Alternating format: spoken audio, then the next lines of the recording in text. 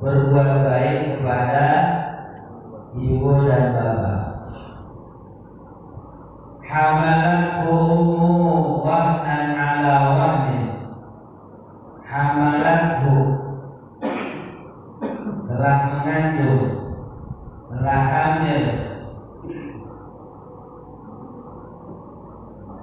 kepada manusia ummu, siapa ibunya? Seorang ibu mengandung atau hamil wahnan ala wahnin, dalam keadaan lemah yang bertambah. Hamalathu ummu wahnan ala wahnin.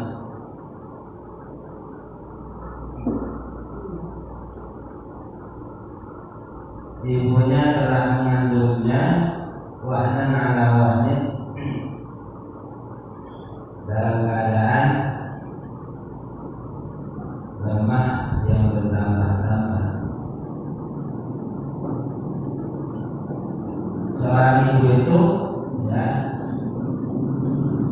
ketika mulai mengandung, ketika mulai hamil, itu sudah mengalami penderitaan atau kelemahan yang sangat terus-menerus, semakin bertambah terus. Aisyidatan ala syiddah, rasa sakit yang bukan makin enak, belum kalau kita benar gitu ya, belum ada ini yang lagi apa, nida mabuk, itu makin mabuk.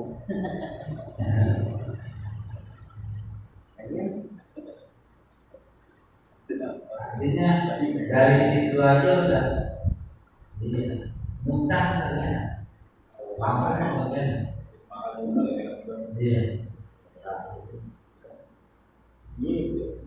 tidur salah, sebalah tentangin salah, berbuat salah,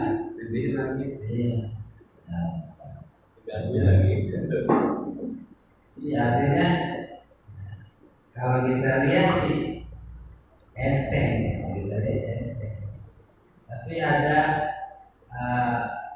penelitian itu model seberapa berat bawaan yang dibawa oleh istri yang lagi hamil. Caranya apa? Itu gantulin batu di perut, dibawa kemana-mana. Itu berapa kilo? Coba orang laki. Makanya perempuan itu di satu sisi memang dianggap lemah, tapi di sisi yang lain justru kuat. 9 bulan ya. 9 bulan itu bukan waktu yang sebentar, waktu yang lama. 9 bulan itu bukan waktu yang sebentar, waktu yang sangat lama. 9 bulan proses jaga bagaimana anak yang ada di kandungannya itu menjadi tumbuh menjadi bayi yang sehat. Ya lagi ada yang 4 tahun. Iya, Imam Syafi'i 4 tahun. Imam Syafi'i 4 tahun. Makanya begitu lahir pintar.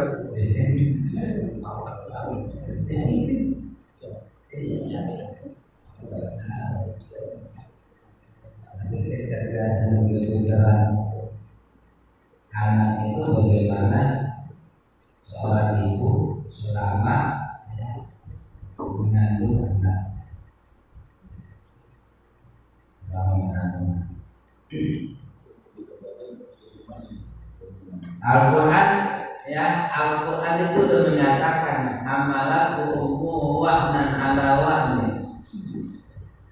Karena memang nyatanya begitu, dan Al-Quran itu gak pernah akan menyalahi. Karena Al-Quran itu menjelaskan seluruh aspek kehidupan, sealam jagat raya ini, termasuk seorang ibu, termasuk kita seorang anak bagaimana harus berbakti kepada kedua orang tua. Sebab kalau nggak ada aturan yang model begitu, bagaimana?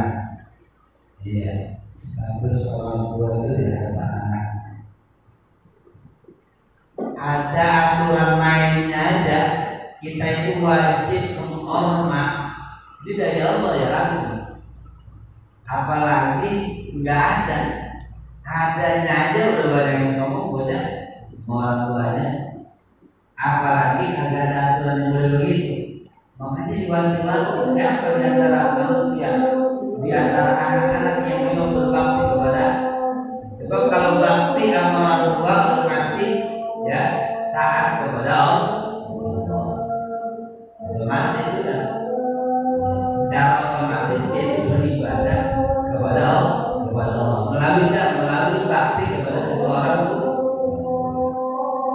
Kalau udah durhaka kepada orang tua berarti udah durhaka kepada Allah. Karena bakti kepada orang tua merupakan perintah dari Allah. Tapi kalau urusan reto dan lainnya, reto Allah bagaimana reto orang tua. Begitu. Baktilah kalian kepada orang tua kalian, maka nanti ya ketika kalian punya anak kalian akan berbakti kepada kalian. Kalian anak berikan itu jadi niat kita, jadi apa? Jadi introspeksi kita. Walaupun dulunya kita baktilah, ya itu kan ya artinya kan pada saat-saat tertentu doang. Ada saat-saat yang lain yang kita nggak bakti kepada orang tua, mungkin disuruh lewat apa dan sebagainya. Memang kebanyakan kita itu taat, ya mungkin ada sebagian yang nggak taat. Ya udah, kalau semuanya ada anak kita begitu, tinggal berkaca diri kita. Kadang-kadang kita kayaknya gue dulu gak begini apa. Emang gak begitu, cuman ada sedikit gitu. Aman ya gitu. Ada sedikit yang sehingga di kemudian hari itu balasannya.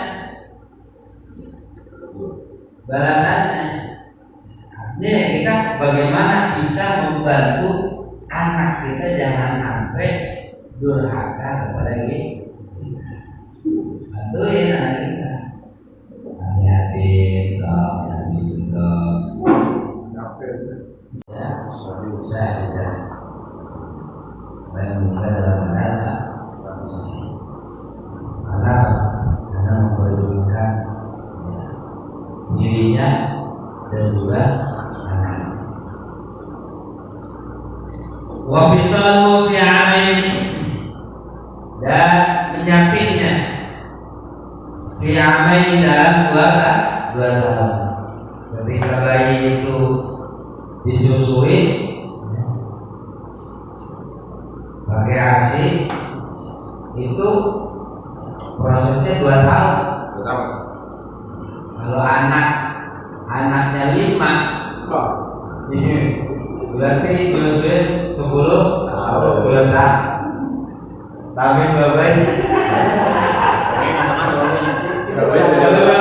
bertahun-tahun berperawan duluan malah ya. Berperawan itu dari sapi. Bapaknya kamu harus sapi dulu.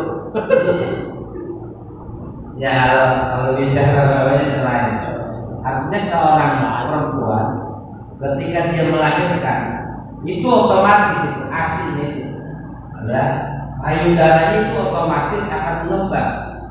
Itulah ciptaan Allah Subhanahu wa taala itu luar biasa. Ya, artinya secara umum itu begitu melahirkan itu udah ya payudara itu mengembang menghasilkan ASI. Padahal sebelumnya enggak. Iya, aja itu. Aja itu. Itu kalau nggak disedot sakit. Kamu tahu? Ya.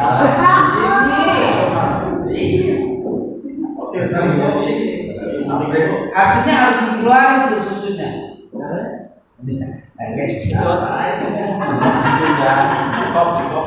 Nasi.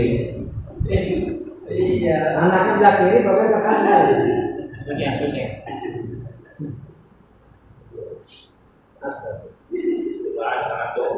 Alhamdulillah. Jadi itu udah otomatis begitu, udah otomatis. Ciptaan Allah secara teratur begitu.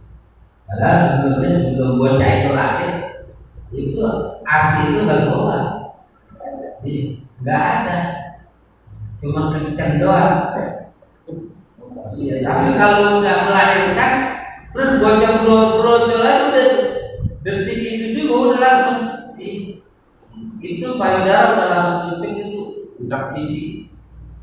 Makanya itu kalau udah ya anak bayi itu nggak nyusu itu payah itu emaknya payah. Karena apa? Karena dia harus nyedot terus, ya kan? Ada alat penyedot.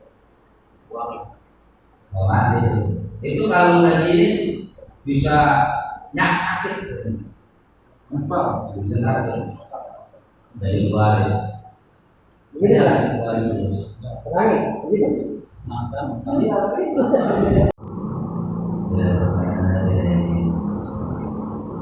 Jadi ya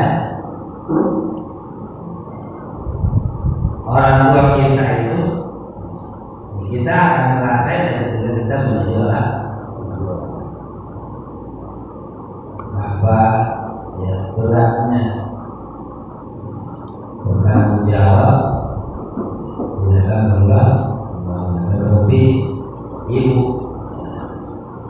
Seorang ibu itu berjuang benar di dalam merawat ya, anak yang ada di dalam kandungan.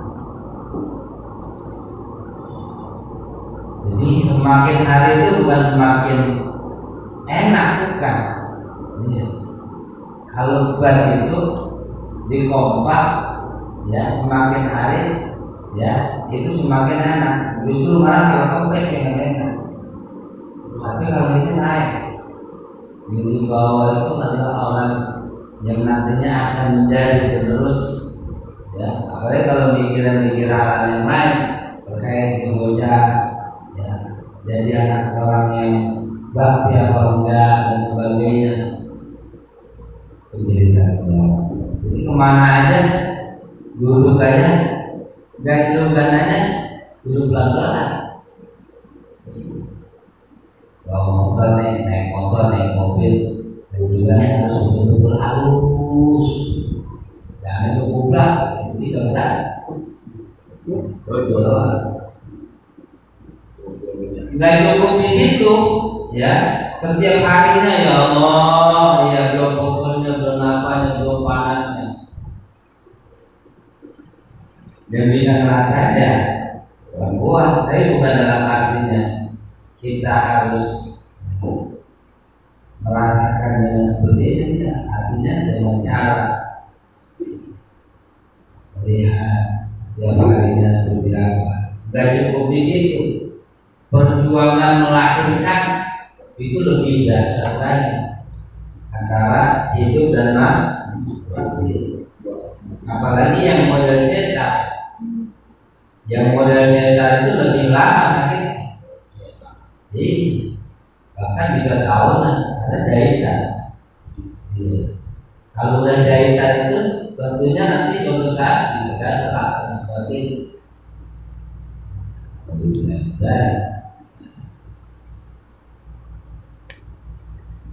banyak cerita-cerita yang hal-hal yang membuat nggak enak karena memang proses melahirkan bagaimanapun caranya itu ada resikonya, nggak anaknya gitu.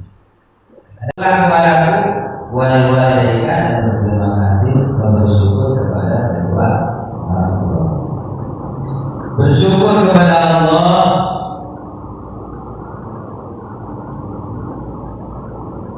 di sini dijelaskan Ibnu Uyainah di ayat menjelaskan man shalla shalawatil khamsi man shalla as-shalawatil khamsa faqad syakara Allah. Orang yang sholat 5 waktu ya dia sungguh termasuk orang yang bersyukur kepada Allah. Jadi bersyukur kita kepada Allah dengan mengerjakan ya sholat 5 waktu.